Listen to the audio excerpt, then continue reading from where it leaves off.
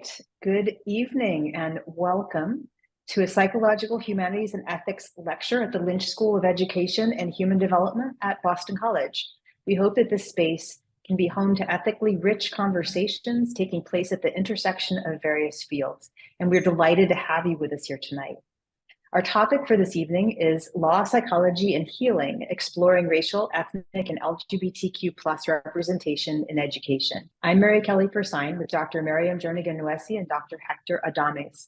We will first explain the legislation and litigation involved in current battles over curriculum and book bans, along with a bit of history behind them. We'll then explore the impact on children and youth of these bans, along with the rhetoric that accompanies them. We'll talk about how clinicians navigate these realities in everyday care of oppressed youth and their families, including challenges and ethical considerations that clinicians must manage. In contrast, we'll then discuss the benefits of inclusionary curricula and policies. What are some examples of inclusion, and what does psychology know about the benefits? We want to share our insights with you, and we hope that you'll share yours with all of us in the question and answer time that we'll have later on in the evening. I'm a lawyer and former college and high school English teacher. My work centers on advocacy for children and youth, especially those who are marginalized because of discrimination on the basis of race, ethnicity, sexual orientation, or gender identity. I engage in translational research, adult education, and advocacy around child toxic stress and adversity. I chair the amicus committee of the American Professional Society on the Abuse of Children, and I'm an active member of the American Law Institute and the American Bar Association. And it is truly an honor for me to appear on this panel with two eminent colleagues from clinical and research psychology.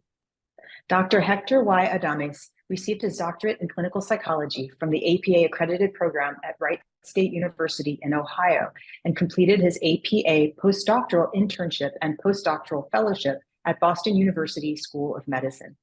By training, Dr. Adames is a neuropsychologist and currently a full professor in the College of Professional Psychology at the Chicago School, where he co-founded and co-directs the Immigration, Critical Race, and Cultural Equity Lab. Among his many publications, Dr. Adames has co-authored 6 books and co-developed several therapeutic frameworks for Black, Indigenous, and other people of color, including HEART, Healing Ethno and Racial Trauma, Keeping Radical Healing in Mind Therapeutic Approach, and an identity model for queer people of color titled Reclaiming All of Me, the Racial Queer Identity Framework. Among other awards, he was honored in 2021 with the Presidential Citation from the American Psychological Association for his commitment to human rights and racial justice through his research, service, and mentorship. Dr. Maryam Jernigan-Noesi integrates an understanding of the influence of race, culture, and social factors in her clinical research and consulting practice to promote health and well-being. Clinically, Dr. Jernigan-Noesi has worked for more than 20 years alongside a multidisciplinary team of health providers in inpatient and outpatient mental health, medical and academic settings. She has extensive training in pediatric psychology and adolescent health and specialized training in adult and family interventions.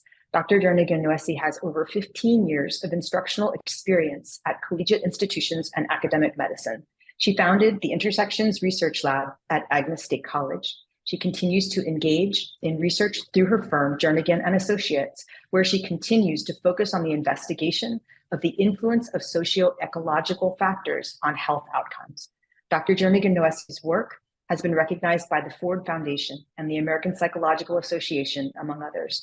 As the founder of Jernigan & Associates, LLC, she provides racial equity and organizational consulting services to academic, behavioral health, healthcare, and legal organizations. Welcome. I'm again honored to appear with you and really looking forward to our conversation tonight. We're going to start by reviewing the what and the why of some of the curriculum and book bans that we're currently facing. As the summary will show, proponents of these bans mostly focus on the adults concerned, including parents, teachers, and school leaders, while leaving students out. And our main interest, in contrast, is exploring the impact of curriculum and book bans on children and youth. So rather than considering what certain curricula and books may reflect or advocate about within culture and politics in the sort of larger, maybe you could call it the grown-up society, we want to explore what we know about the benefits and harms of these bans to children and youth.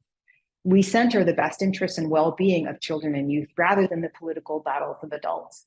We want to know, what do we actually know about what works in terms of both educational outcomes and psychological, social, and emotional well-being for our kids?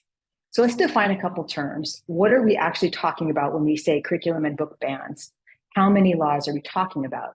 Since 2021, 353 bills have been proposed in state legislatures that limit or ban certain curricula or ideas.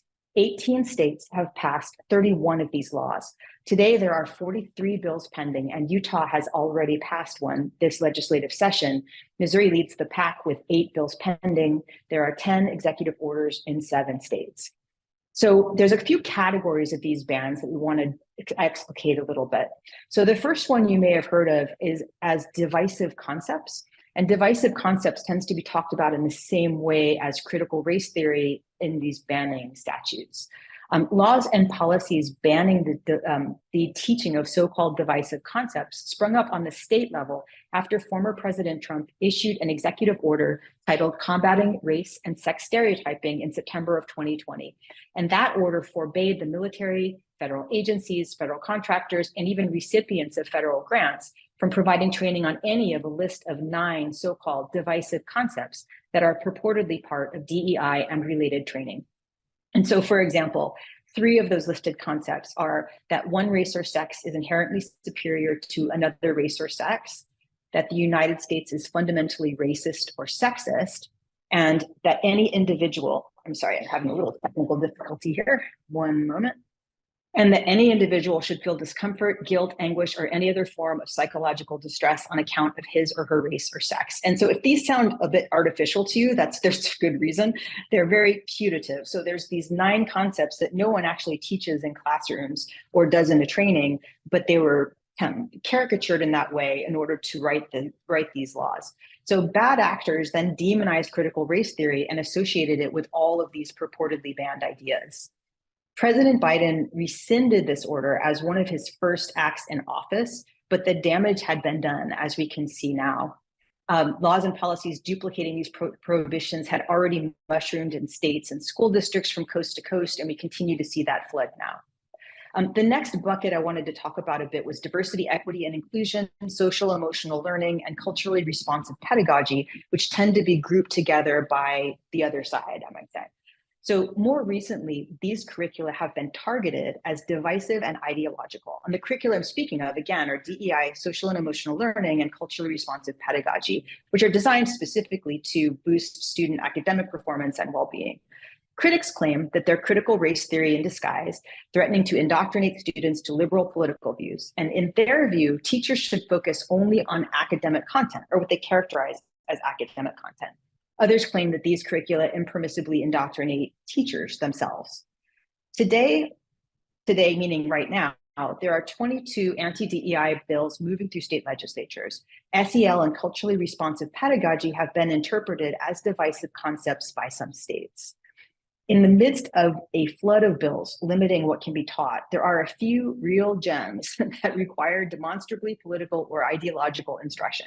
So for example, Iowa is currently considering a bill called House File 2068 that requires all public high school students in the state to receive instruction on the affirmative argument for prohibiting transgender drugs and surgeries for minors, but not the negative one, and the affirmative argument for parental rights in education and the legal limitations of the doctrine of in loco parentis, but no instruction on students' rights, for example. So it's very much a case of pick what you want, reject what you don't, and there's not really any consistency to this.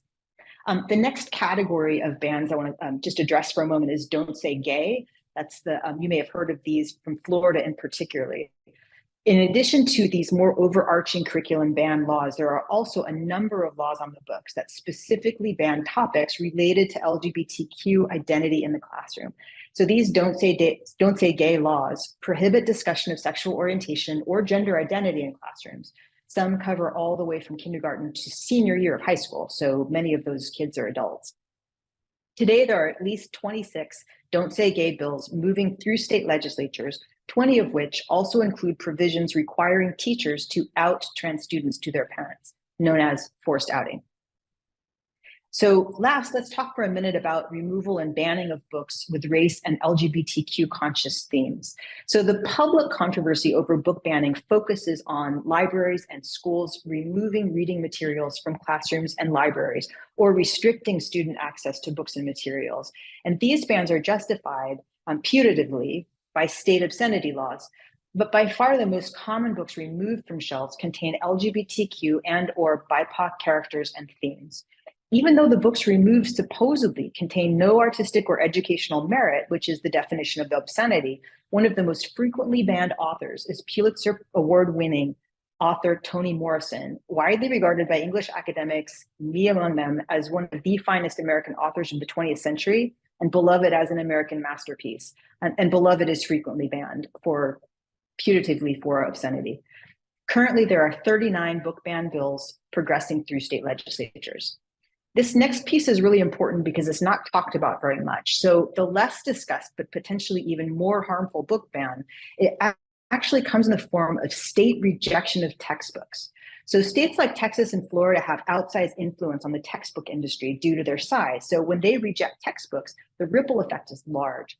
Over the past 3 years, both states have rejected a significant number of textbooks for ideological reasons or have used their influence to push for changes motivated by political ideology rather than efficacy or appropriateness to the classroom or curriculum. So, for example, several states rejected the College Board's AP African American Literature curriculum or pushed for significant changes. The College Board revised the curriculum, removing topics including Black queer studies, intersectionality, and Black Lives Matter, and specifically removing scholars, including Kimberly Crenshaw and Angela Davis. In spring 2022, Florida rejected 42 of 133 math textbooks proposed for use in public schools because they, quote, incorporated prohibited topics or unsolicited strategies, end quote, including social emotional learning and critical race theory, or so the state said. In spring 2023, Florida rejected 82 of 101 social studies textbooks for reasons including depiction of a two-mom family, violating the Florida requirement that the material be presented, quote, objectively and is, quote, free of bias, in the words of one reviewer. Another reviewer rejected a textbook for its, quote, discussion of lesbianism, though the objectionable passage only mentioned Tammy Baldwin's election and the increase in LGBTQ elected officials. Another reviewer objected to the image of slavery featured in the seal of the Society for the Abolition of Slavery in England, because it could violate the state prohibition of instruction that makes an individual, quote, feel guilt, anguish, or other forms of psychological distress for actions in which he or she played no part, committed in the past by other members of the same race, close quote. In spring 2023, a California school district rejected a history book because of material about Harvey Milk, San Francisco's first out gay mayor. The governor purchased the books for district students and fined the district, but really the damage was already done. Being a kid in that environment, particularly a gay kid, and seeing books pulled because of a mention of a role model like Harvey Milk is shocking. And finally, according to Washington Post reporting in July 2023, these red state restrictions are causing serious problems for textbook publishers.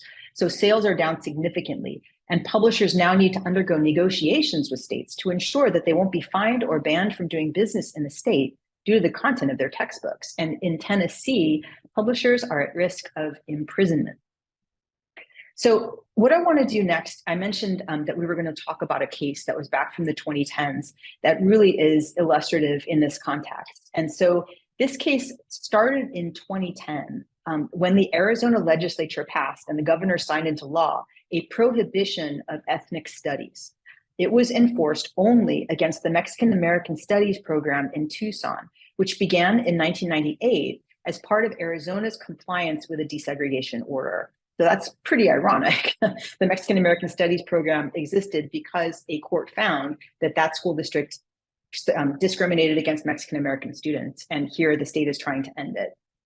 The purpose of the program that was stated at the time it was created was to engage Mexican American students by including their families, communities, and culture in their studies, and to thereby close the achievement gap. And by the way, and this is important, Mexican American Studies program ultimately accomplished these things. So the benefits of the Mexican American Studies program included increased academic achievement of all students enrolled in the MAS classes, 90% of whom were Mexican American. The plaintiff's claims of benefit were student focused all the way through the case. The harms of Mexican American Studies program claimed by Arizona included that it was, quote, radical, quote, communist, and, quote, racist, and encouraged students to be rude. Arizona did not claim that the Mexican American Studies program harmed students, except that some felt guilty, or so they said. Arizona was unable to contest the fact that the Mexican American Studies program improved student academic performance. And further, the state's own expert found no evidence that the Mexican American Studies program violated Arizona's statute. So this lawsuit had First and 14th Amendment claims, which I think we're going to be seeing again in the cases that come up with these current bans. So the First Amendment claim is a claim by students that their right to receive information is violated. The 14th Amendment claim is one of discrimination, so that the argument is that the enforcement was an expression or motivated by racial animus against Mexican American students. So this case went from the district court to the appeals court, back to the district court. I was lucky to work on it for a while in the trial stage, working with the experts who came forward to talk about exactly what we're talking about tonight, which is the benefit to the students.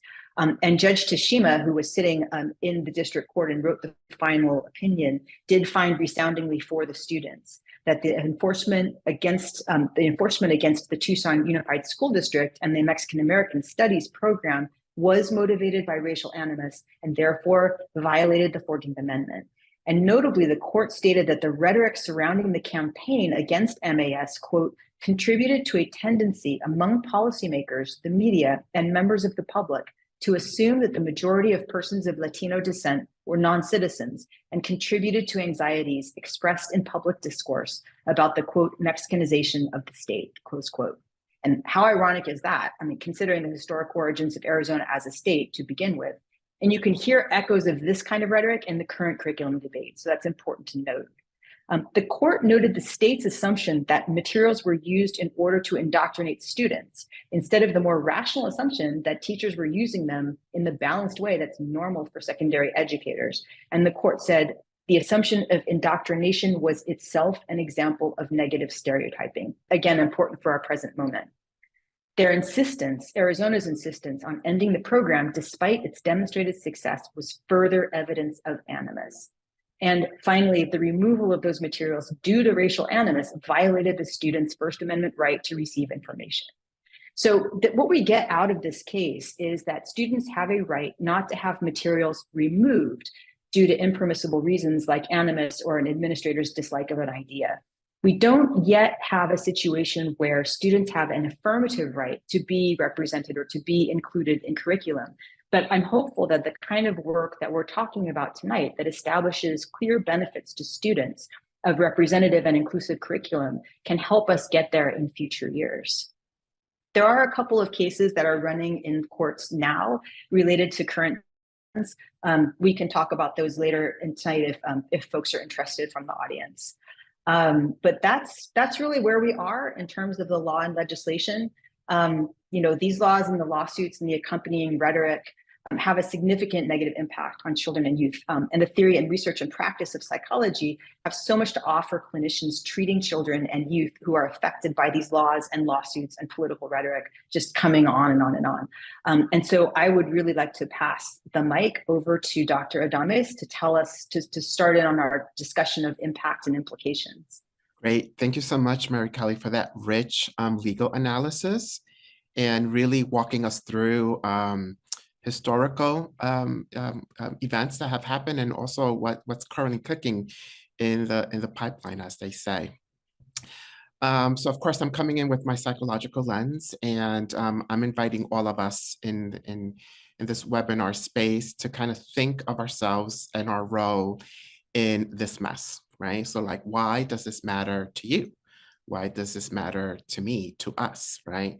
Why does this matter for our families, the communities we serve, and so forth and so on? And as I was preparing and thinking about what to share, I wanted to start off in the beginning when we are born, right? So we are born, we develop, and we are shaped in the process, and we begin to understand who we are and truly who we are. This journey of becoming and claiming all of who we are is one of the most central yet very complex tasks of human development. It actually requires us to grapple with, to explore, and make decisions that fundamentally impact our lives. This involves answering many challenging questions and critical ones like, who am I? Who is the I that other people see? Who is the I that we allow other people to see, and why? And who is the I that nobody knows? So as as social scientists and practitioners, we have attempted to provide answers to these very critical and challenging questions through various theories and frameworks of identity. In psychology, identity theories predominantly describe and help us explain how individuals make sense of who they are.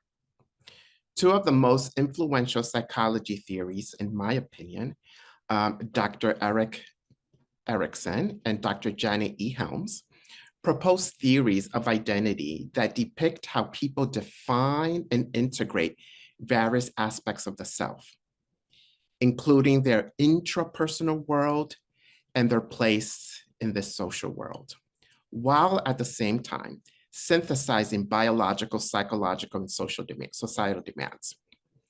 Although less prominent and less discussed, psychological theories of identity also emphasize the development of the self in context, contrary to popular belief that we don't talk about context, right? So this underscores how people's identities are influenced by the broader structures in society, where we as individuals, where we work, where we play, where we hurt, where we cry, where we love, where we dance, where we exist. So from this frame, oppression, both past and present, helps shapes the identity of people who are members of various minoritized groups, including Black people, Indigenous people, women, queer people of color, trans people, to name a few.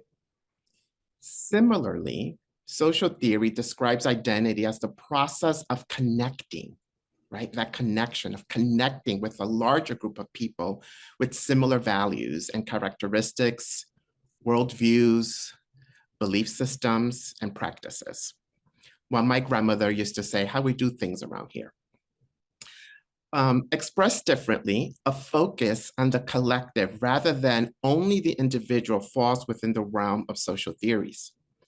From this perspective, social identity is shaped by how we as individuals, how we connect, disconnect, identify, or not identify with various social groups. In other words, our ideologies, feelings, and actions are also shaped by the social groups we are part of, and the power, access, or lack of access and power afforded to these groups within a world organized by a culture of white supremacy. But while psychological and social theories provide frameworks and theories, right, and language for us to understand who we are, the emphasis on structural inequities and structural forms of inhumanities and the complex relationship between oppression, identity, and healing among minoritized people is seldom emphasized.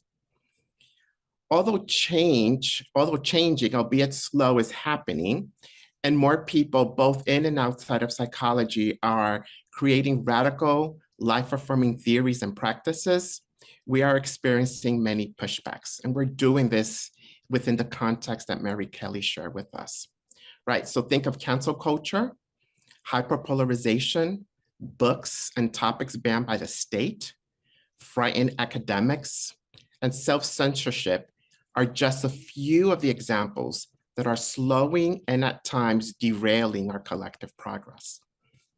And these pushbacks and practices come with a human price and are represented by real names, by real souls. They include Darryl George, a Houston area high school student who sued the Barbers Hill Independent School District after being suspended for months over the length of his locks hairstyle, just for his hair, and whom a Texas judge ruled against today, out of all days, right? Today that we're doing this webinar. It also includes Nex Benedict, a 16-year-old Oklahoma high school student who died a few weeks ago after an altercation in a school restroom that may have been prompted by bullying over their gender identity. To quote Ziad, it also includes the people and children of Gaza who wish there were birds with no borders or limits, spreading their wings and living their life to the max, loving and feeling loved, their wishes. It also includes our brothers, our sisters, our siblings, our nieces and nephews, and our nibblings. It includes our clients and patients, and at times, it includes us. These are the impacts, these are the costs of laws and practices that want to take us to a place in a time where we can be criminalized simply for existing. A system that is trying to silence our voice, silence our message and our lives. So when we, as scholars and practitioners, turn away and choose not to break the silence and myths that harm Black, Indigenous, other people of color, that dehumanize queer people and trans people across the globe, we are turning away from our ethics as healers, our ethics as practitioners, and yes, our ethics as humans. To quote the rapper Nas, let's keep it real, son. The practice of psychotherapy has an unfortunate history of maintaining silence around certain topics. Difficulty thinking clearly and speaking openly, honestly, and directly about these topics continue to plague the practice of psychotherapy, of psychology, right? Of different disciplines. We, those of us who practice, teach, and supervise and study psychotherapy, may not often think about the unspoken topics.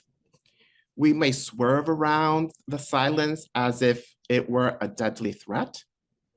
We may lapse into absurdity, abstract language to keep these topics at a safe distance. We may feel the air with distractions and distortions, just like our leaders. We may envelop the unspoken with familiar myths. We may simply keep our mouth shut, not saying what we know to be important, what we know to be relevant, and what we know to be true. And you know what? At the end of it all, we end up hurting the same people we profess to be helping. So we must and we can do better. We can leave the world a little bit better than the way we inherited this world. We can and we must resist toxic invitation from white supremacy culture, patriarchy, heterosexism, cis-sexism, to internalize and embody their colonizing ideologies and practices. They colonize not only our minds, but they also colonize our bodies. So together we can build and strengthen our communities by focusing on developing healthy identities, and equally important, by sustaining our collective struggle against structural oppression. Our resistance is our exit strategy. Our resistance is our road to liberation. It is an antidote to the poison in the harmful messages Black, Indigenous, and people of color, and queer and trans people receive from society and its laws, policies, and institutions that often hurt and dehumanize us. Our collective resistance can provide us with a sense of belonging and a pathway for building, a healthy, meaningful view of not only ourselves, but equally important of each other. Only then can we make the world that Indigenous Subcomandante Marcos described, a world where I can be without having to cease being me, where you can be without having to cease being you, and where neither you nor I will force one another to be like either you or me. We can and we must build a healthy and viable worlds for all of our children and all our communities. We can. Thank you so much. Dr. Jernigan-Noesi, would you like to go ahead? I think I'll let us soak that in. I appreciate both of your remarks, certainly, but Dr. Adames, just really poignant. Thank you for sort of charging us with or reminding us of the importance of this discussion that we're having tonight, now, and moving forward. I am certainly honored and happy to be again in community with both of you in conversation about a topic that is both deeply concerning and urgent.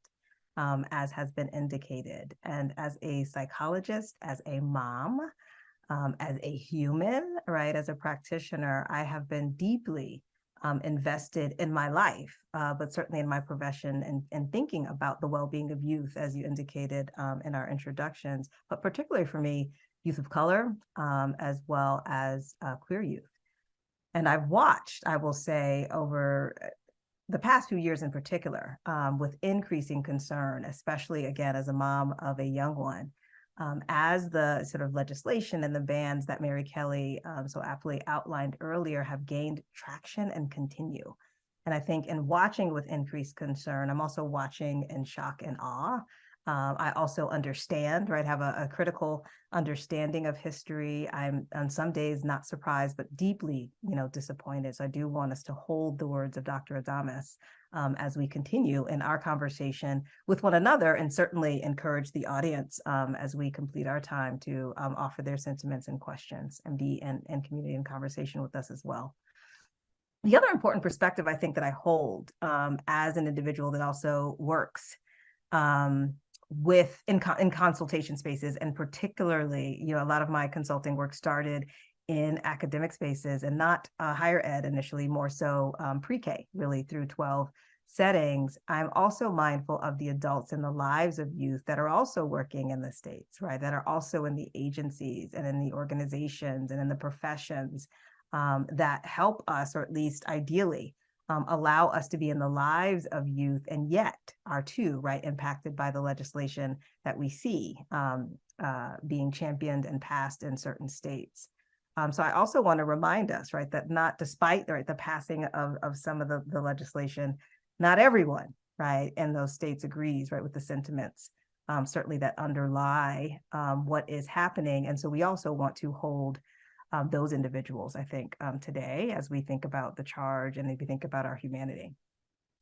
What's noteworthy for me, right, is that proponents of the bans that were indicated have really relied on what I would consider a fictional narrative, right, about harm done to youth, when we dare to center and respect the humanity experiences and histories, and also present day realities of racially minoritized, as well as LGBTQIA+ youth in particular.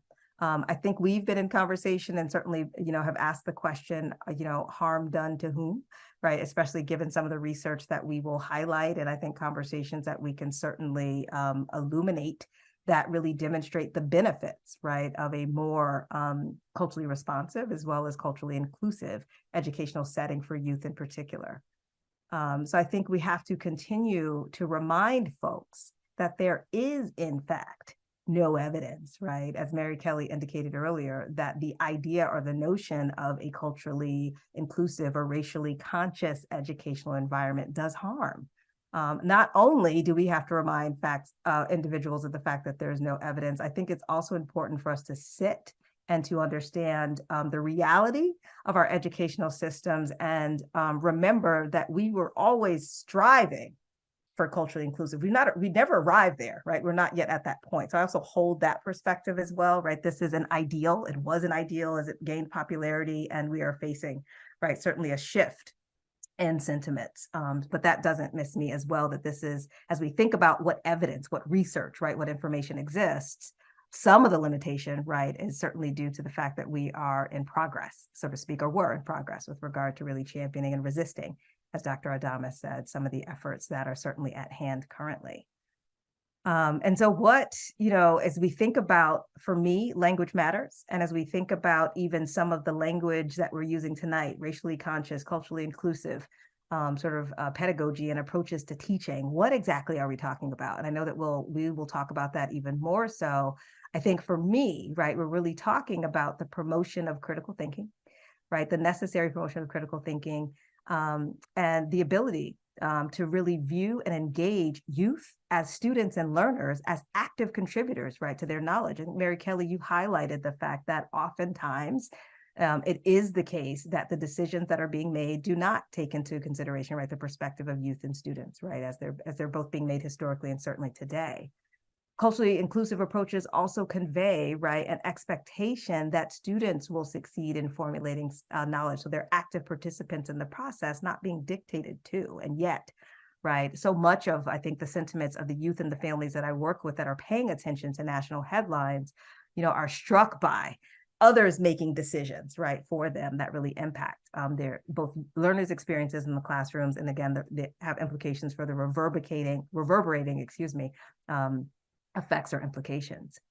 Culturally inclusive approaches, if we use that language, also ask students to examine presuppositions, to be aware of social problems historically and currently, and even to engage in action to address those issues.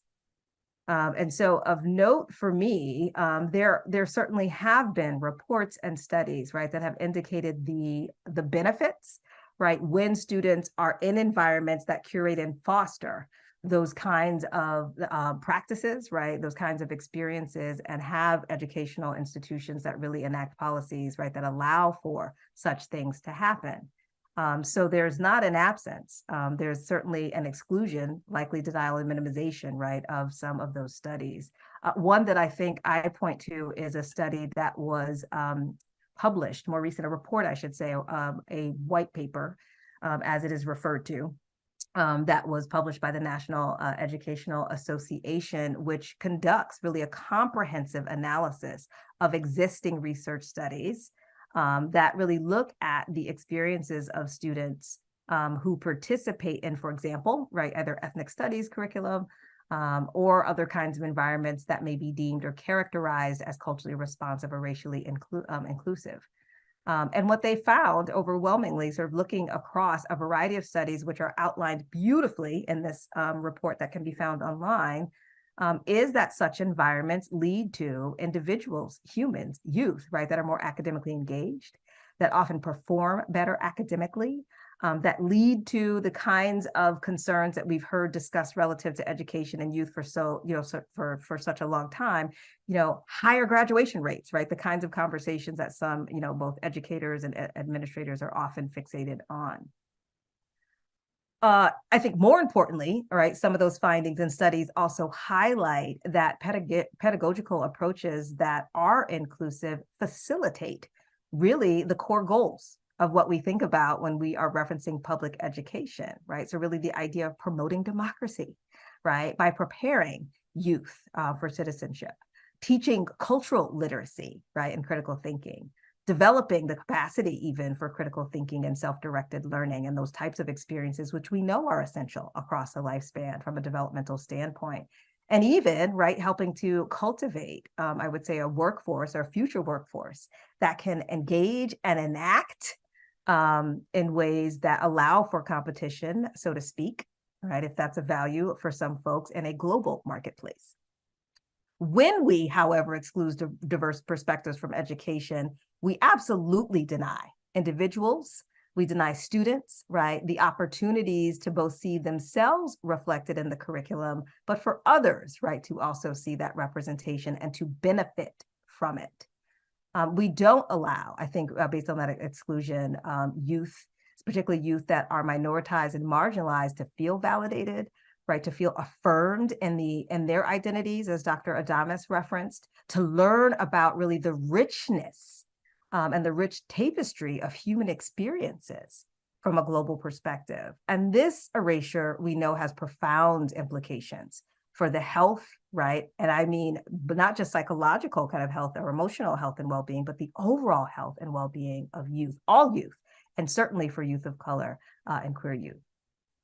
So as we think about the erasure, right, of histories, the intentional exclusion of the histories of individuals, and how that, certainly is related to or may reinforce feelings of invisibility and marginalization, we can begin to connect this to other research across the social sciences to help us better understand the implications, which I'll highlight a few, and certainly we can come back to this in conversation because there's so much, right, that I could say about the impact for all youth, and certainly for marginalized youth, when they are excluded and certainly lack representation. In other words, right, as a result of what it is that we're discussing this evening. So we often see, right, the perpetuation of otherness, right, and that can contribute to internalized oppression, right, including internalized racism, low self-esteem, if you will, for folks where that construct resonates, certainly psychological distress, right, and relatedly, as we think about other academic and social outcomes, there have been research to highlight the negative implications there for those types of experiences. More specifically, right, and for us to name exactly what is happening, there are studies that indicate, right, reinforcing feelings of shame, reinforcing stigma, reinforcing isolation, right, that are certainly correlated disproportionately, right, to higher rates of mental health issues and concerns. So when we're talking about the mental health crises in general, right, amongst youth on a societal level, and we're trying our best to understand what is happening as we take a look at mental health outcomes for youth, and we're looking at the experiences, again, of marginalized youth and seeing increased sort of symptoms related to things like depression or anxiety or suicidality. I always say to folks, how are we understanding the origins, right, and the contexts that are leading to the kinds of statistics and reports that are written that highlight these disproportionate experiences for minoritized and marginalized youth? And yet, we don't often center and discuss, right, the implications for youth, I think, in ways that are critically important, or in some cases, right, it's deliberately excluded from conversations. So as Dr. Adamus indicated, as I put on my sort of lens as a psychologist, it is imperative that we both recognize the profound impact of curriculum bans, right, or bans in general, on the health and well-being of all youth, and certainly, and particularly including youth of color as well as queer youth. So as a clinician, right, we are often charged ethically with creating, right, affirming spaces where youth feel empowered to explore their identities. We recognize, right, from our developmental theories and frameworks that were outlined earlier, the importance of development, including positive identity development. And yet somehow there's almost this seeming expectation that occurs outside of, or should occur outside of, those types of environments should occur outside of the place and space where youth are the majority of their time during the week, right, for many, many years, right, across their formative years into their sort of space or developmental space as emerging adults. And I am, as we were coming into tonight, just sort of reflecting on the many youth that I've worked with over the span of my over 20 years as a mental health practitioner in particular, and just struck by how many youth I've worked with, many of whom may identify as youth of color, and may also hold other identities that are minoritized, who talk about their academic environments as places and unfortunately sources of increased distress and stress as a result of, again, sort of the climate and the environments there, including, right, what it is that they are formally exposed to from the perspective of content in their classrooms. So I certainly could go on in terms of highlighting some of that research. I'm happy to highlight sort of additional research, again, that kind of looks at more specific kinds of findings or correlates or things that we should keep in, certainly take into consideration.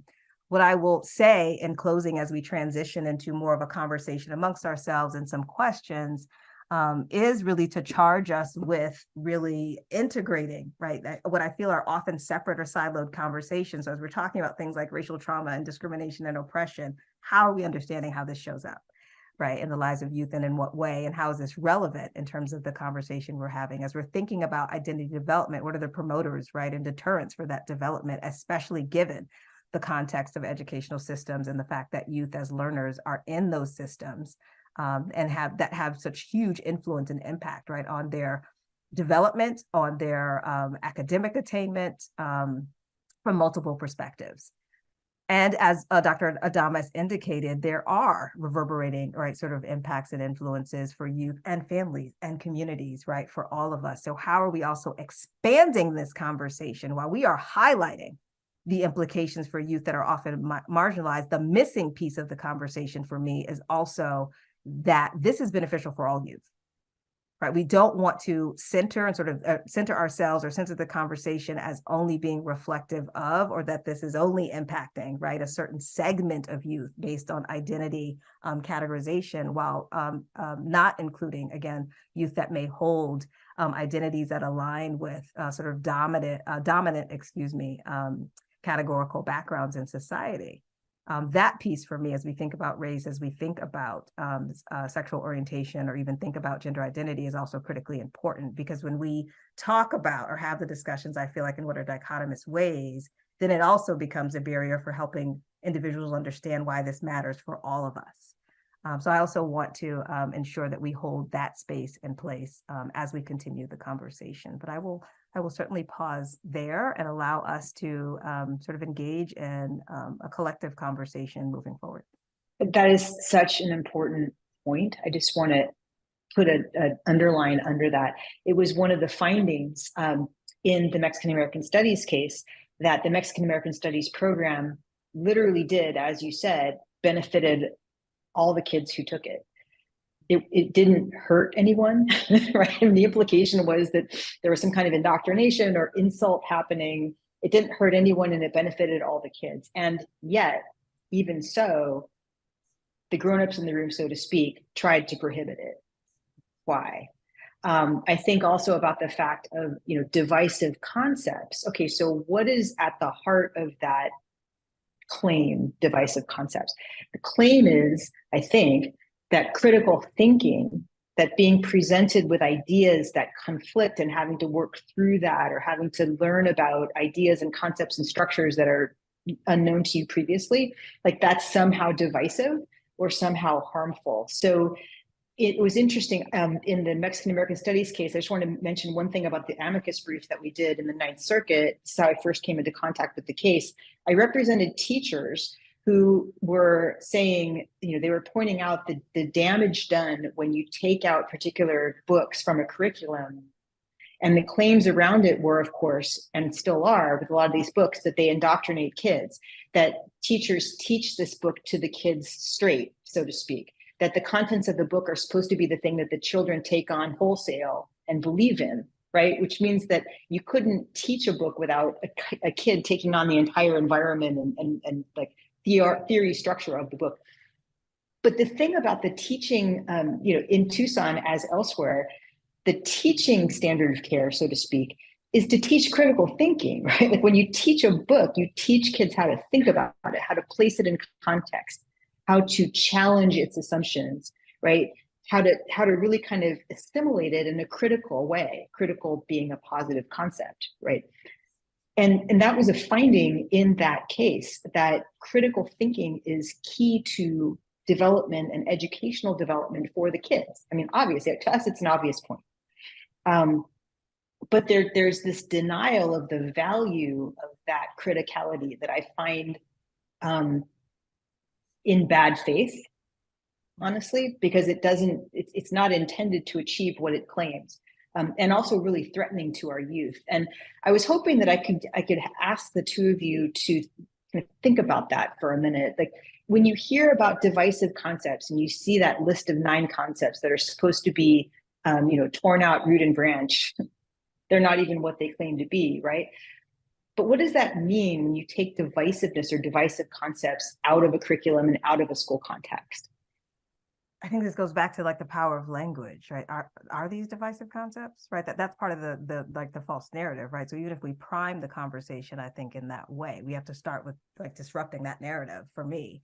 Because again, if we kind of go back to the core of whether we're looking at learning theory, right? The idea of, for example, encouraging critical thinking to encourage critical consciousness or critical mindset encourages individuals to question assumptions. It encourages, right, the challenge of dominant narratives.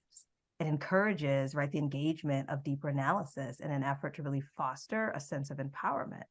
And so if we sort of think about why would this be threatening for folks, right, if you are teaching, right, generations of individuals to challenge a dominant narrative when right, well, if you think about sort of leadership and structure and history, there are folks who benefit from maintaining that dominant narrative. That for me is sort of at the crux of why it is, right? There are so many perspectives, I think, that are being presented, and there's so much energy, if you will, for lack of a better word, in the current moment. I'll think of another one around these kinds of conversations that folks characterize as divisive, right? Because they're differing perspectives, and it's like, oh, we can't talk about that because we're making folks upset. There's energy and it's divisive. It's not, right? We're disrupting, right, sort of systems of oppression. In essence, historical and certainly structural systems. And that absolutely, I think, would be a threat if we sort of think about, to some folks, right, with regard to thinking about the efforts to really envision, right, a different society, right, a different sense of humanity. So I'll start there. Dr. Adamus, I know you want to say something. I was going to say echo everything that you just said. But for me, to add to what Dr. Jernigan-Noesi said is, this is purposeful, it's intentional, and it's a way to indoctrinate. I mean, they're using the word that, critical race theory, for example, is indoctrinating students. And actually, they're the ones who the other side is actually indoctrinating students and indoctrinating them into, into the dominant culture, which is a white supremacy culture, right? Because when the youth are critically thinking and examining and understanding social inequities and oppression and how it works, kids are curious. They're going to be curious. Why is that? Do we do that at home? Right? How can we change this? Right? We're not born with hate. We're not born with bigotry. We are taught those pieces. And kids are curious. And education is helps them to open up doors so that they could explore, how can I prevent these kind of acts and biases? How can I as an individual and how can we as a community prevent from doing this? And they don't want to build that different world that I talked about in my opening statement, right? They don't want to do that. So I don't want to echo everything you said, but absolutely, it's not divisive. And if we are going to go with the term divisive, it's dividing or being divisive to the ideology of white supremacy, which they don't want it to be divided. They don't want it to be fragmented. They want it to be solid and strong. And that's the struggle. That's the dynamic that we're in. And that's why different states, different laws, right? They're silencing us in different ways. And that has a cost on our youth and in our community. Yeah, I think the last conversation we were in this space, we were talking about resistance, right, rather than resilience. And for me, as we think about, to use the language that Dr.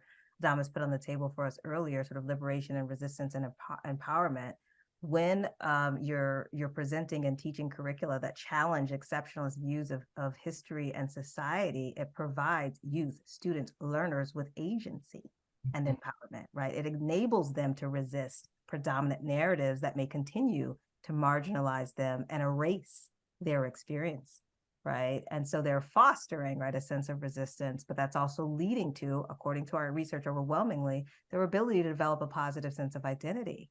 So from a clinical perspective even, right, resistance to oppressive narratives and systems are crucial for psychological well-being. Right? It allows youth in particular to assert their agency, to maintain a sense of dignity and maintain a sense of humanity, and to resist the internalization of harmful ideologies and narratives, ultimately, right, promoting psychological sort of resistance for me and empowerment. And I think that absolutely, if we sort of think about societies, right, can be threatening again to sort of leadership structures and again, the agendas of folks who may benefit or seek to continue to benefit from a sort of dominant narrative and social structure. Yeah, it seems to me that if you are teaching someone to think critically, it's impossible to indoctrinate them. Mm-hmm. You can't indoctrinate someone with critical thinking because critical thinking is a way of challenging what you see, right? So this is the thing that strikes me about people on the other side saying, well, if you give kids books about LGBTQ identity, you are indoctrinating them into transgender is the new boogie word, right? Mm-hmm. How is that possible if that book is in itself a countercultural or counter-dominant narrative kind of a structure, right? Like that's not, how would you indoctrinate someone by teaching them to think against the current mainstream? It doesn't make sense. But I think it's something that's easily articulated in some environments and can just convince people because the things that we're talking about, including don't feel comfortable to many people. Although they feel, I think, quite comfortable to the generation that my 17-year-old kids are in.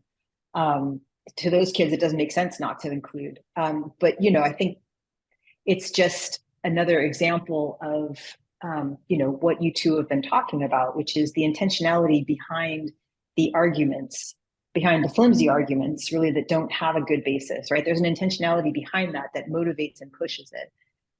We have a question, if it's okay for us to go to a question from the Q&A for a moment, or did you have something to add? Go ahead, please. I did. And it was in relation to, I think, something that you just said about like sort of generational differences, because I think there's sometimes a bit of a false narrative there as well, right? So I just want to back up a little bit for us and think about, this is reminding me again of Dr. Adames's laying out sort of development and how we're born and how we become. And so while I do think that younger generations in 2024, for example, are living, and having a very different experience with regard to sort of language around identity than, say, my grandmother's generation, my mom's generation, and even my generation kind of growing up. The thing that we also want to remember is the influence in the absence of the resistance, right? In the absence of the intentionality to disrupt the narratives, youth are still influenced, right, by the adults and sort of the existing, systems that they're in, even when they have adults and systems or folks that may prime them to sort of resist. Like it's an overwhelming indoctrination, so to speak, right, with regard to the status quo. And I'm pointing to some of the research that sort of indicated, because sometimes what we'll hear in the news, for example, is, oh, the younger generation is not homophobic or, sexist or racist, et cetera. And there's actually research, right, that demonstrates that's not the case. So if we understand the influence, right, of socialization, then that makes sense, right? That youth, even if they may see or have experiences of something that are different, are still going to be influenced by the predominant narrative and experience. They're going to more likely learn, right, based on sort of social modeling, if you will. So as the adults around them, right, are enacting in this way, we are absolutely seeing across the nation in educational environments, right, an uptick, and this has been for years, in the kinds of explicit, oppressive, even violent, interpersonal, on an interpersonal level, kind of interactions with youth. And that for me is also concerning, because there's a way in which we so easily say, right, the youth are going to save us, but we're missing the influence of the generations, right? It's not just that.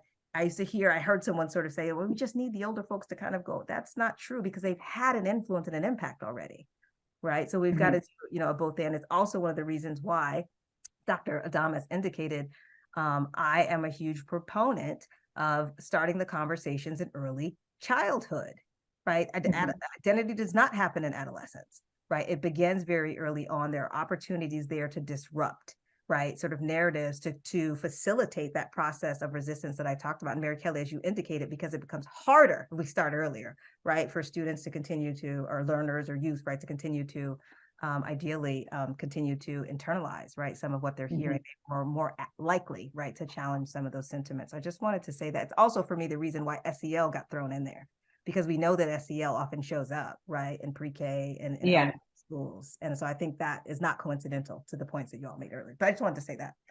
Yeah, and it makes sense Thank you. why the system is trying, the system of white supremacy is trying to target it, not trying, they're targeting early childhood, because that's where, we could help build a strong foundation for truly the next generation. I think to add to what you said, Dr. Jernigan, is that the other piece, the other, like the thrust, the force is also the laws and policies that Mary Kelly talked about earlier on, right? I feel like sometimes that's like the glue that holds the machine together. And for those of us practitioners, oftentimes we don't think about the impact of laws when we're doing, let's say, counseling therapy, when we're working with the youth, right?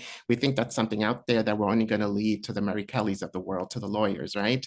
And oftentimes we don't speak to each other. So one of the things I love about our work together is that we're actually breaking down these gated academic communities, and we're talking to each other, because there's a cost, right, when we're not learning from each other interdisciplinary. So so all of this goes on with the youth. Then let's say they go see a therapist, a counselor, right? Their teacher, and they just experience some type of bullying because of their gender identity or because of their race, right? They're experiencing racism, they're experiencing gendered racism. And a lot of the dominant theories in the field of behavioral health and psychology tends to be hyper-focused on a Cartesian philosophy, which is the mind is in isolation, right? So they go to get help, to get services from a healthcare provider, and the healthcare provider goes and further reinforces that what happened is because of who they are, and the problem is inside their head, right? So what these more social justice, racial justice, human rights oriented approaches that are I'm happy to see them growing in the field, is really trying to say, you know what, the problem is not inside of us. The problem is not inside of you for the child. The problem is in society, right? And helping kids therapeutically, right, really have that lens so that they can navigate all the craziness, all the messiness, all the hate of society, right? So why does this matter for us as practitioners? Because these draconian laws and policies, they're in the therapeutic room with us, and we need to pay attention to them. Otherwise, I like to say, we're just rearranging the furniture on a sinking Titanic. And we know how that ended, and we know who was saved and who wasn't saved in the Titanic. Yeah. I think that what has been, I'm just listening to you and thinking about what you said, like the laws and all of that, that's in the room with you and your client. One of the things that I have been doing over the past, we're in year 3 now of these just floods of this kind of toxic legislation in state legislatures. You go and you listen, because all of these committee meetings are now online, and you can listen to them remotely. I don't recommend it for anybody who's not a lawyer. Don't do it if you don't have to. The language used is unbelievable. It is, I don't want to repeat it here because it doesn't bear repeating, but the things that adult legislators will say about children and youth when they're in a committee room or on the floor of the legislature about it really did stun me. And I didn't think that I could be so surprised after all this time, but I watched that, and I know that it gets published in the press. It will be, somewhere in a TikTok, it will go out on the internet somehow, and then kids will see it, right? Kids who belong to that group will see it. Kids who don't belong to that group will see it, and it will continue to engender. And thank you, Maryam, for bringing up what you said about the fact that there's all of this, bullying is on the rise. It is. That's absolutely right.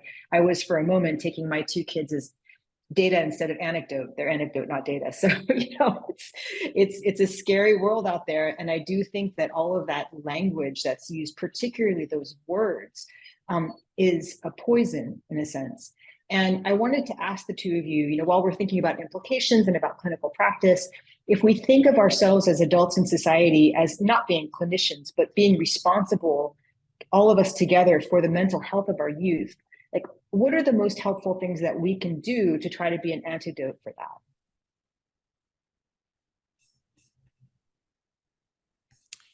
that? I could share some thoughts that I'm having. One is that we need to have these conversations, right? And that sounds simple, but it's not. It's hard, it's difficult, it's painful, it's anxiety provoking where we're having difficult conversation. And what I mean by difficult conversation is topics that the state doesn't want us to talk about, right? To actually bring into the home, into when we're having dinner with our kids, really what's going on in society, speaking to them in a way that they could understand, right? That makes sense to them, answer their questions, be there for them. But to do that, we have to be prepared as adults, right? We need to do our homework. We need to check, where do we stand on this spectrum, on this continuum? How am I indirectly or maybe directly, right, upholding some of these beliefs that align with these laws and practices, right, at the state level, local level, and so forth and so on. So I think those are some pieces. Try for ourselves not to be silenced, and try to constantly question and be critical of what's going on in society, and knowledgeable of what's happening, not only at the federal level, but at the local level, right? So those are some thoughts I'm having.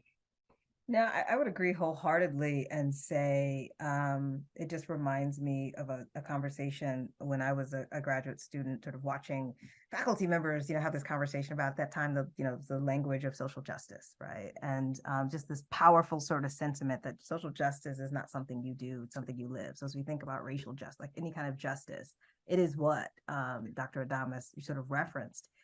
It requires work and intentionality as a human, right? To remain critically aware, to understand that the kinds of thoughts and decisions and interactions that we have, right, every day, all day, require a level of intentionality to disrupt, right, a dominant narrative, to really foster critical thinking, to foster empowerment, which we know is necessary for the well-being of society as a whole.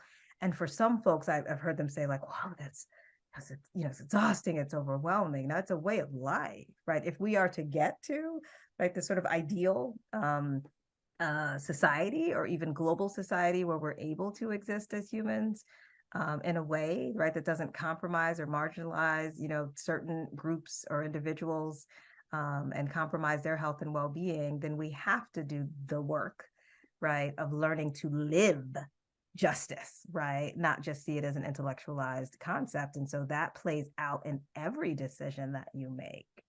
For me, I think someone highlighted it to me as I'll give a more concrete example, as a parent, right? It's the books that I have, the pictures in my house, the children that we invite, the communities that we're a part of, the exposures, right, that we expose, our child to, those kinds of things require a level of intentionality. What I will say is when you learn to live in a way, right, that really fosters and embodies justice, it becomes easier. It's not overwhelming, right? It just becomes a part of who you are. And you also begin to recognize when it isn't present, right? So that you can engage in advocacy if you need to, right? Supporting, other individuals, like moving beyond our own lens and experience and really understanding, right, the experiences of all, so that no, right, human has the experience of being oppressed and having to deal with the consequences, right, of those experiences of marginalization and oppression as a result of who they are, right, their being.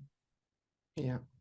I would also add that, oftentimes when we're thinking about racial justice, social justice, we're thinking of doing work that's out there. Yeah. And I think seldomly do we think about we need to do that work in our own home, with our own family, which is the hardest, challenging. And I think that's something that we could all do, right? Have these conversations in our home. I also think another piece that a lot of us do, and I'm guilty of this as well, is that we think what racial justice is equals A, B, and C. And oftentimes, or what social justice, racial justice, any kind of justice, we don't take the time to pause and ask victims and survival of that oppression, what would justice look like for you, right? And I think if we do more of that intentional pause and invite survivors and victims of all different types of intersecting oppression, of racism, of sexism, we're going to learn that our notions or our idea of what justice is might not actually be justice. Right. Yeah, Dr. Adamus would love to hear the voices of youth, right? What do they imagine? Right. Exactly. How do they envision, right? What's their vision of a just, society, community, and I know, just as a person who both conducted research as well as a clinician, we do not, right, include the voices of youth at all in many spaces and places, and yet the decisions are made. Yeah. I just wanted to interrupt. We have some questions in the chat. If you are all comfortable with moving towards that portion. Absolutely. Yes. So I can read it if you want, unless one of you would like to. Are you looking at the question about anti-DEI bills in Utah? Mhm. Yeah, okay, so this is a great question. So one of us works in Utah at a state university, and there's an anti-DEI bill in Utah that's quite scary. I've read it, I agree. And the person is worried that the general counsel will ban things that don't even violate the law because there's a superficial resemblance. And this is an excellent question, and it really goes to the heart of part of the analysis for First Amendment violations. And Judge Tashima talks about this in his opinion for Gonzalez v. Douglas, which was the ultimate opinion in the Mexican American Studies case. There's a long line of cases in the Supreme Court that strike statutes for what there's called overbreadth, if what it would do is chill speech. So it would do what you're speaking of here. It would cause general counsels, lawyers like me, to say, this is too risky, you shouldn't teach this because it might violate the law.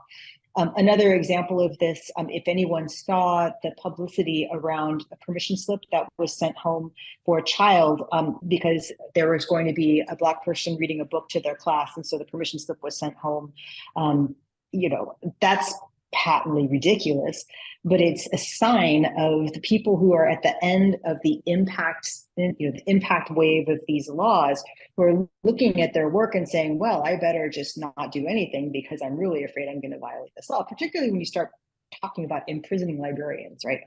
So what should you do? I think that, if the general counsel is open to consulting with colleagues, there are some terrific legal teams at places like Penn America. Sorry, I dropped my AirPod. 1 second. Sorry.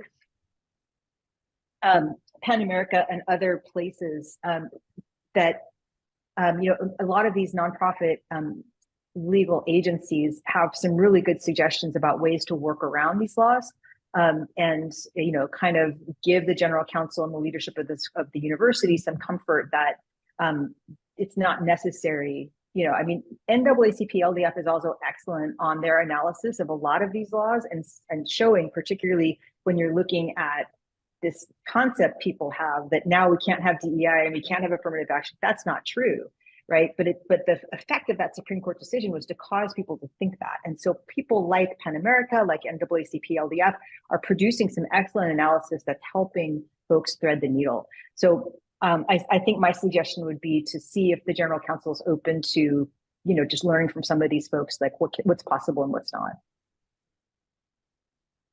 I don't know if either of you, Hector and Maryam, if you'd like to add anything there.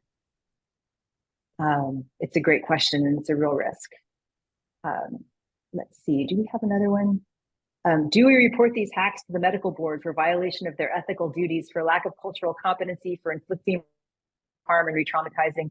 Boy, do I wish that were possible, but I don't know anything about this part. This is ethics and licensure. So I'm going to pass it to our professionals in psychology. And I did see the question. I think I had more curiosity about the sort of when it was typed in and in reference to. It seems like it was in reference to a portion of our conversation, so I wanted to clarify. I think it was. It was typed in at 5:05. Okay. I'm not sure exactly what it refers to, but it's an ethical question that I thought was really interesting in terms of like, what are you actually required to do as a professional in psychology when you have these kinds of questions?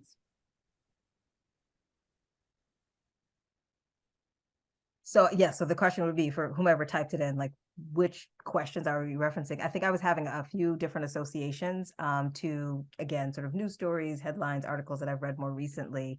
So I think you're highlighting critically important questions with regard to ethics, right? Relative to licensure, right, for different professionals. I know the question also alludes to like the medical board, so I'm assuming, you know, for medical providers as well is included there. What I've seen and paid attention to, I would say, across the country are these kinds of dilemmas. So for example, paying attention very early on to professionals across health and behavioral health disciplines with regard to, like in Florida, you know, for example. So what do we do? What does this mean in terms of our ethics? Not in terms of our ethics, but in terms of, you know, our ability to practice in ways that align with our ethics was more of the conversations that we see folks debating. And I think it really, for me, Mary Kelly and Dr.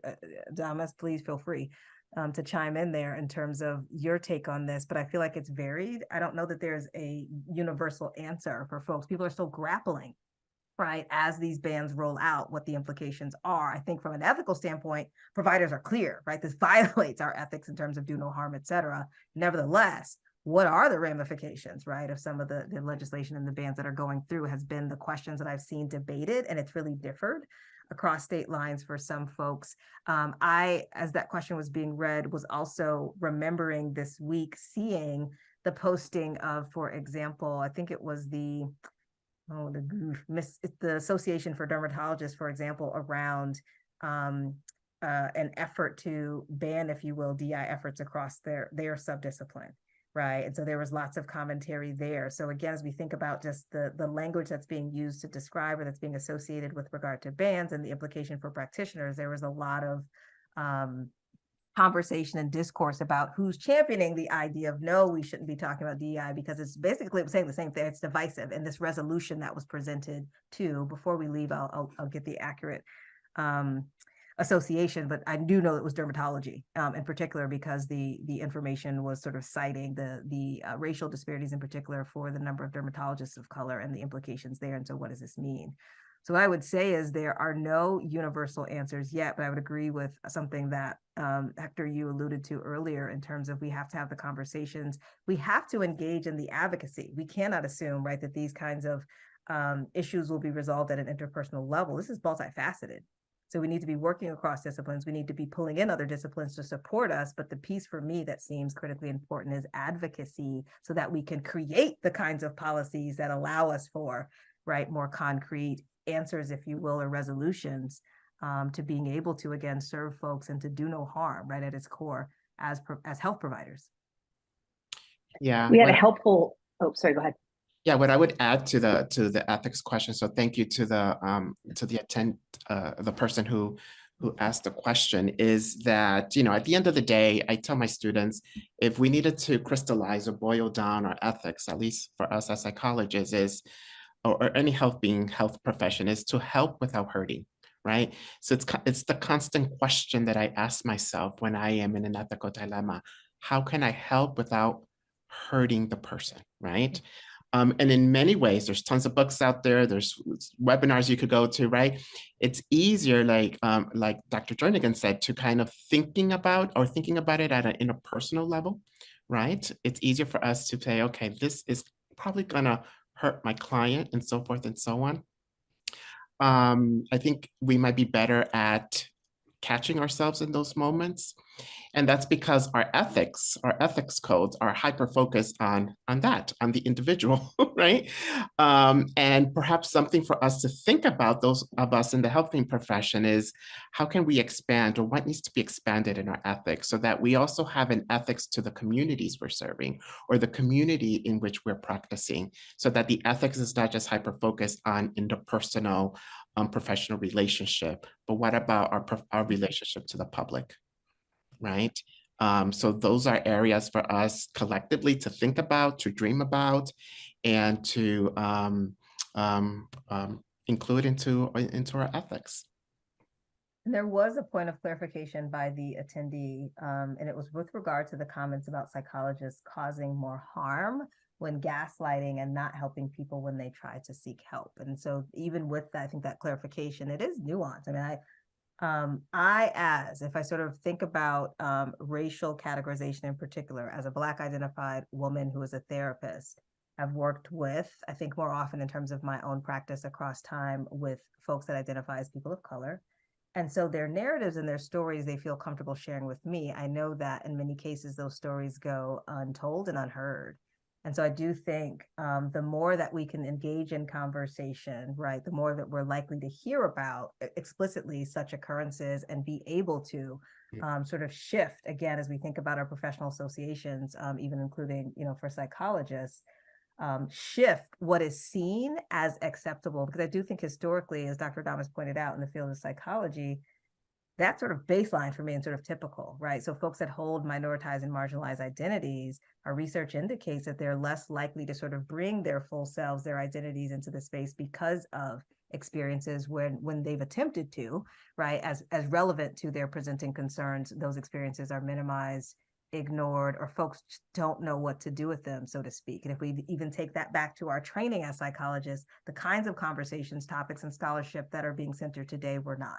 Right. So even as a person who has written about, studied race-related stress and trauma across, right, the lifespan, and started formally writing about the topic in, say, the early 2000s or 2010s, it was still January of 2020 when folks were refuting the idea or the notion or the concept of racial trauma in the behavioral health disciplines. And so it took, right, everything that happened in the year of 2020, including the murder of George Floyd, for a lot of psychologists and other behavioral health disciplines to say, oh, like, as more collectively speaking. And I think that there are absolutely still behavioral health providers, right, that would refute some of the discourse that we're now having around, for example, or by way of one example, oppression-based trauma. So while we can certainly think about reporting individuals, we also want to think about a multifaceted approach, because what does that do? And who are the folks that are then going to gauge and investigate, write a report? What might be their decision? So I don't know that singularly gets us there. I do think that the answer for me is in the collective, right? Where we begin to understand and deem such practices as unacceptable, right, then we have, I think, sort of the grounds and the policies that allow us to then figure out what is to be done when we do hear such occurrences. Then we have a public, right, or a community of folks who are able to say, this shouldn't be happening in my care, right, and to also advocate and, again, make our respective disciplines aware, right, that this isn't appropriate in terms of the standard of care.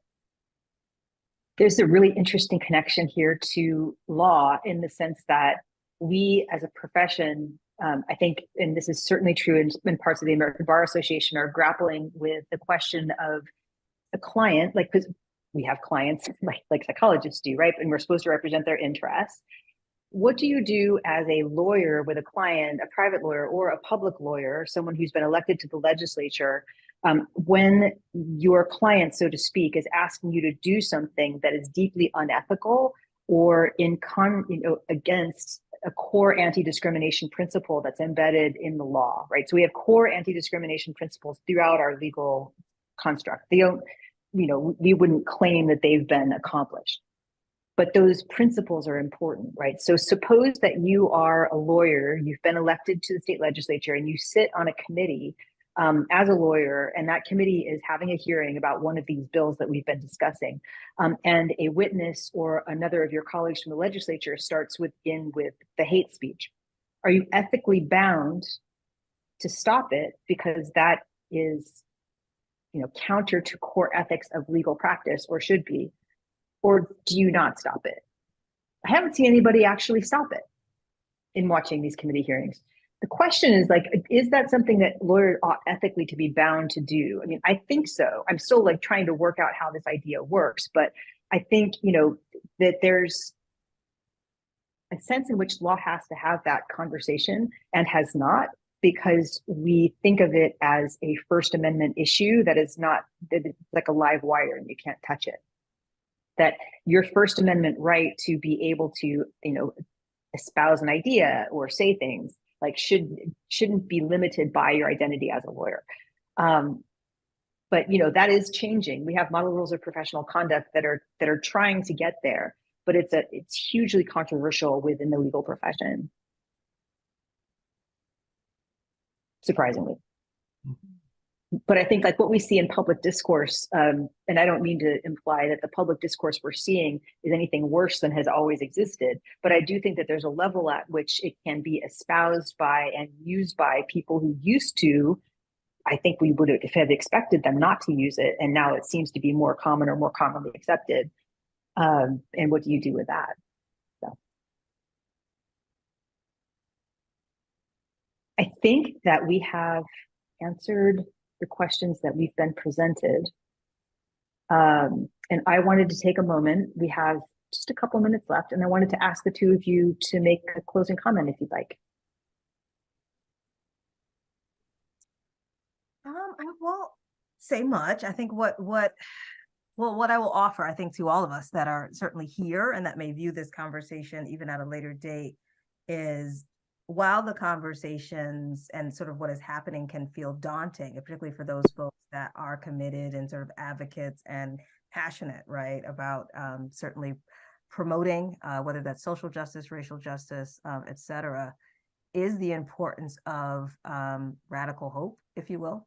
I remember having a conversation with one of my most esteemed mentors and being overwhelmed earlier in my career just about, oh, there's so much going, like, how are we going to address, right, all of this sort of societal ills and, take into consideration all this context, all these things that I was learning. And what she reminded me of was, for her, what her father taught her. This is Dr. Janet Helms. What her father taught her was to remember to have hope for people and for humanity, right? That's what's going to allow us to press forward. That's what we need to hold on to in an effort to not get stuck in what may at times feel daunting and overwhelming. So I do try to remind myself of that. And also, I think just another belief, you do this work in community. You have to do the work in community, right? That is how we both progress. But just in general, when we think about the labor that may be felt, right, or associated with being an advocate or championing this kind of work, it's necessary that we support one another and that we share. As Dr. Helms used to say, everybody gets a piece of the pie. That's how you get the work done. You can't do it all alone. And so I'll just remind all of us to be in community, to continue to be in community, and to continue to have radical hope for just sort of the soul of humanity. That's what keeps certainly me going, and that is a helpful reminder as I continue to be passionate about, to think about these issues, and to live justice. Beautiful. For me, it's very similar. For me, is my mantra is that this work is overwhelming, it's hard, it's challenging, and yet we still need to do it, right? That's our ethics, right? That's what we need to do for the next generation. And that alone, we are nothing. We're absolutely nothing alone, but that together we are absolutely everything.